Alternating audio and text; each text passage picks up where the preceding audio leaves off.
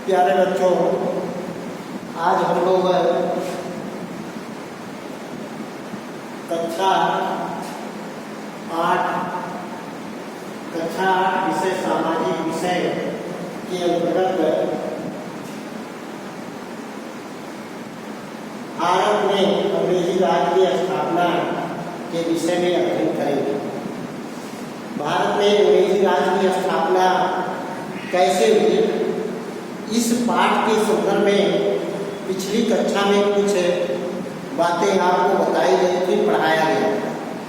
जैसे भारत में जब यूरोपीय शक्तियों का आगमन होता है, जिसमें 4 यूरोपीय शक्तियों के बारे में आपको बताया गया, जिसमें पहला पुर्तगाल के लोग थे, दूसरा डच के लोग थे जो हॉलैंड के निवासी थे, ये डच कहलाते थे। पुर्तगाल के लोग पुर्तगाली कहते थे। प्रश्न भी आता है, सबसे पहले भारत में किस देश के लोग अथवा किस यूरोपीय शक्ति का आगमन हुआ, तो वह पुर्तगालियों का नाम आता। तो सबसे पहले पुर्तगाली आए, फिर डच के लोग आए, फिर अंग्रेजी आए अथवा इंग्लैंड के लोग अंग्रेज कहलाते और फ्रांस के लोग फ्रांसीसी कहलाते।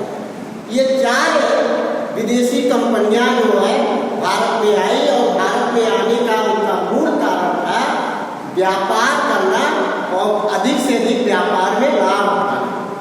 लेकिन इसके पूर्व कक्षा में आपको पढ़ाया गया था किस तरह से यहाँ के राजनीतिक कमजोरियों का फायदा उठा करके यहाँ के राजनीतिक सत्ता में हस्तक्षेप करना शुरू कर दिया। तो इस राजनीतिक सत्ता में हस्तक्षेप करते समय इन यूरोपीय शक्तियों में सबसे पहले आपस में ही टकराव हुआ। कहीं पुर्तगाली डचों का टकराव हुआ, कहीं डच अंग्रेजों का टकराव हुआ, कहीं फ्रांसीसी पुर्तगालियों का टकराव हुआ। ये आपस में टकराव होता रहा, जिसमें पुर्तगाली ज़्यादा कमजोर पड़ गए, डच के लोग कमजोर पड़ गए, फ्रांसीसी और अंग्रेजों में जो है टकराव जबरदस्त हुआ। पिछली कक्षा में कर्नाटक के युद्ध के बारे में आपको बताया गया था, जो फ्रांसीसी और अंग्रेजों के बीच में हुआ था। और इस कर्नाटक के युद्ध में फ्रांसीसियों की जब हार हो गई, तो अंग्रेजों की जब विजय हो गई, तो अंग्रेज यहाँ पूरी तरह से प्रभावशाली ढंग से जो है इनका एकाधिकार भारत पर हो गया अथवा व्यापार करने का एकाधिकार हो गया। अंग्रेजी शक्ति का जो है जैसे जैसे बढ़ रही थी, वैसे वैसे उनके अंतर्गत महत्वाकांक्षा भी बढ़ रही थी। जैसे उन्हें लोगों ने जो है जब अन्य यूरोपीय शक्तियों को पराजित कर दिया, तो यहाँ भारत के स्थानीय राजाओं और नवाबों को भी जो है अपने अधीन करने की योजना बना रही थी। तो यह 1757 ईस्वी ये पहला अंग्रेजों का जो है भारतीय नवाब अथवा राजाओं के साथ युद्ध है।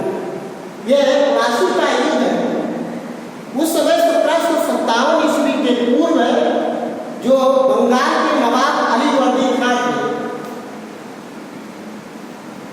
बंगाल के नवाब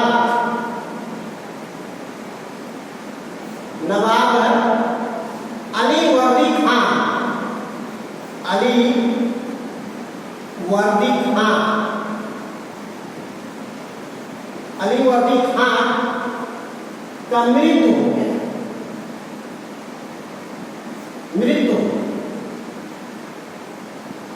अलीवर्दी खान का मृत्यु हो गया, तो उनकी जगह उनका पौत्र जो था पौत्र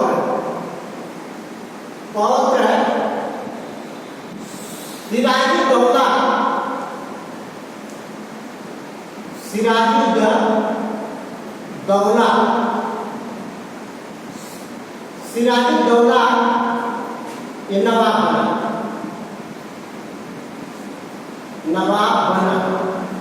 ये 1956 की बात, अरे 1756 ईस्वी। यानी कि बंगाल के नवाब जो तत्कालीन नवाब अलीवर्दी खान थे, वहाँ का नवाब बना।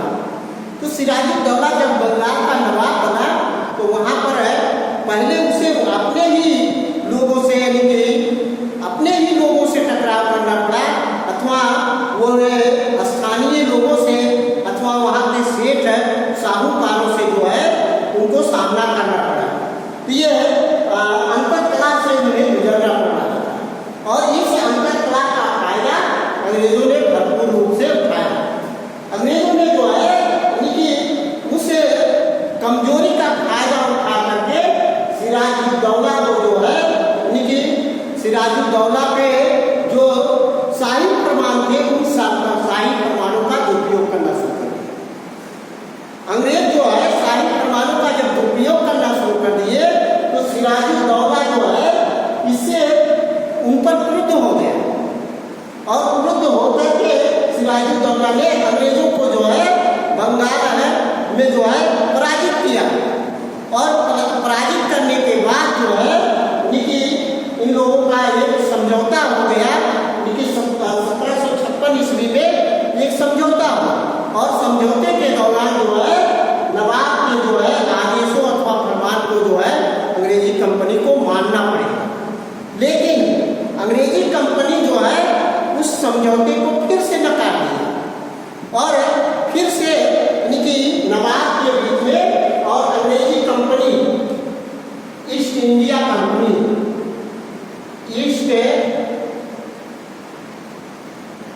India Company East India company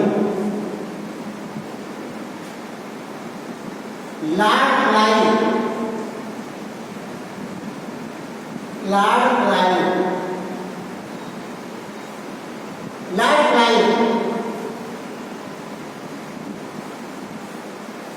इन ईस्ट इंडिया कंपनी और सिराजुद्दौला लॉर्ड क्लाइव के बीच में यह 1757 का प्लासी का युद्ध होता है। लॉर्ड क्लाइव जो सिराजुद्दौला का सेनापति मीर जाफर था, मीर जाफर को जो है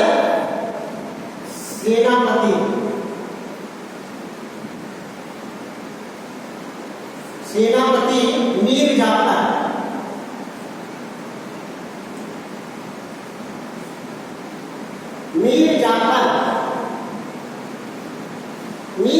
जो बंगाल के नवाब का जो सेनापति मीर जाफर था, सिराजुद्दौला का जो सेनापति था, उसको जो है अंग्रेजों ने अथवा लॉर्ड क्लाइव ने अपनी तरफ मिला लिया और जब प्लासी के मैदान में अंग्रेजी सेना और सिराजुद्दौला की सेना जो है आमने सामने हुई, जब सिराजुद्दौला ने जो है अपने सेनापति को आदेश दिया कि आक्रमण अथवा हमला बोलो, आक्रमण करो, हमला बोलो, तो मीर जाफर ने जो है हमला करने से इनकार कर दिया अथवा तटस्थ हो गया। तो सिराजुद्दौला समझ गया तो उसने उनकी अपनी जान बचाने के लिए भागा, लेकिन सेना में खत्म मच जाने के कारण मीर जाफर का पुत्र ही जो है बंगाल के नवाब सिराजुद्दौला को मार देता अथवा मृत्यु दे देता। इस तरह से जो है मीर जाफर को प्लासी के युद्ध के बाद मीर जाफर बंगाल का नवाब बन जाता है। मीर जाफर नवाब बन जाता है।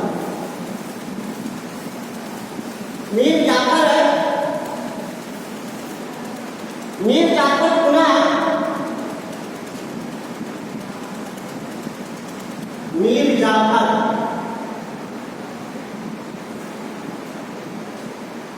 जाफर नवाब बना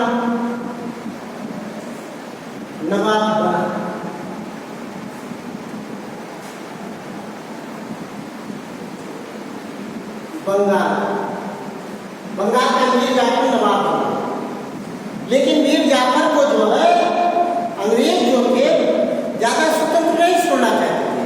अंग्रेज जो है उसको नवाब बनाने के एवज में अधिक से अधिक धन वसूलने के काम करते थे, व्यापार में अधिक से अधिक छूट प्राप्त करना चाहते थे। तो जो मीर जाफर को यह गवारा नहीं लगा तो मीर जाफर का अंग्रेजों के साथ में टकराव होता है। मीर जाफर को हटाकर दामाद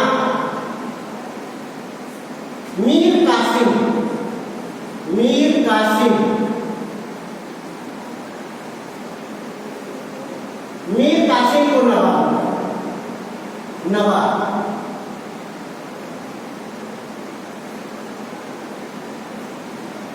मीर कासिम को अंग्रेज मीर जाफर को हटा करके मीर कासिम को मीर जाफर को जगह जो है मीर कासिम को नवाब बना देते हैं। तो इस तरह, लेकिन मीर कासिम व्यक्ति महत्वाकांक्षी व्यक्ति था।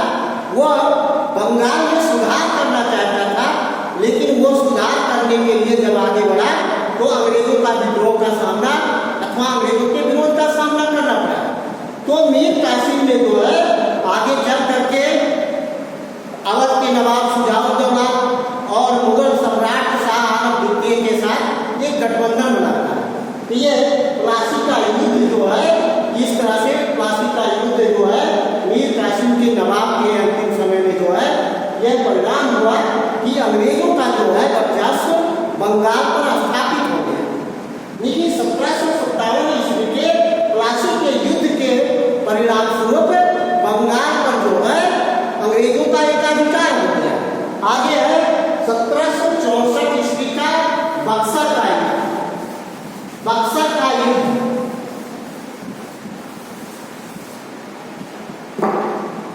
बक्सर का युद्ध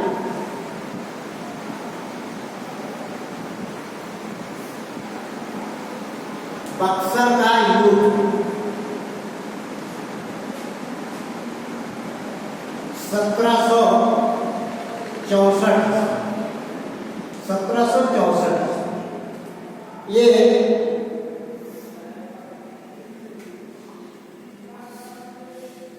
अंग्रेज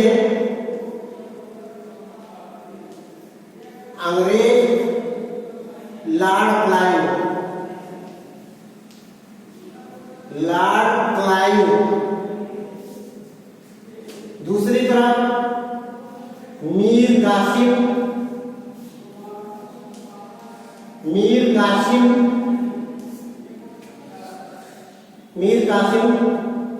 बंगाल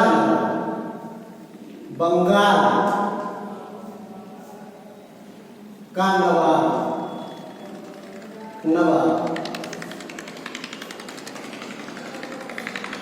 दूसरा शुजाउद्दौला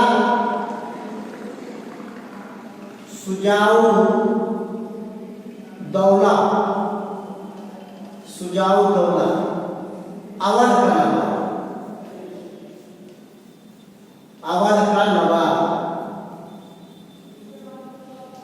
का नवाब। तीसरा मुगल बादशाह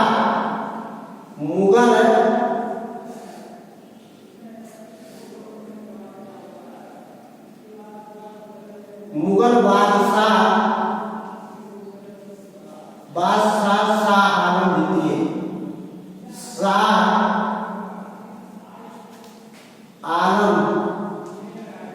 आलम द्वितीय।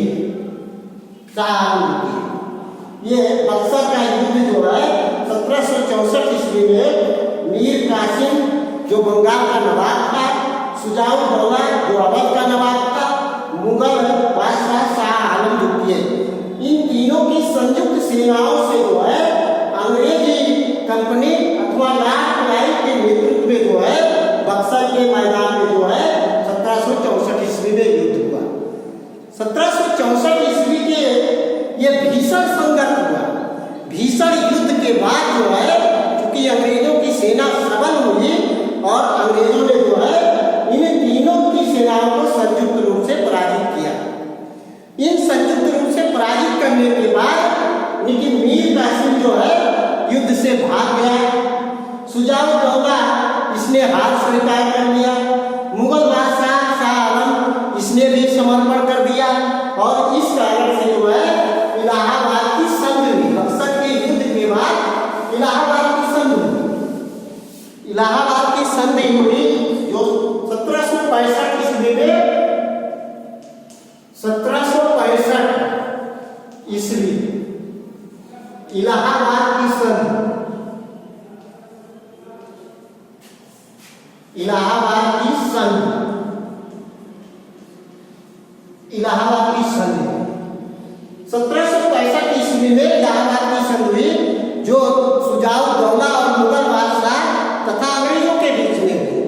सुजाउद्दौला के प्रतापगढ़ और कड़ा को जो है यानी कि मुगल बादशाह को दे दिया गया और मुगल बादशाह को 26 लाख वार्षिक पेंशन दे करके मुगल बादशाह से मुक्त कर दिया गया और इस तरह से अंग्रेजों का पूरी तरह से भारत पर एकाधिकार स्थापित हो जाता है।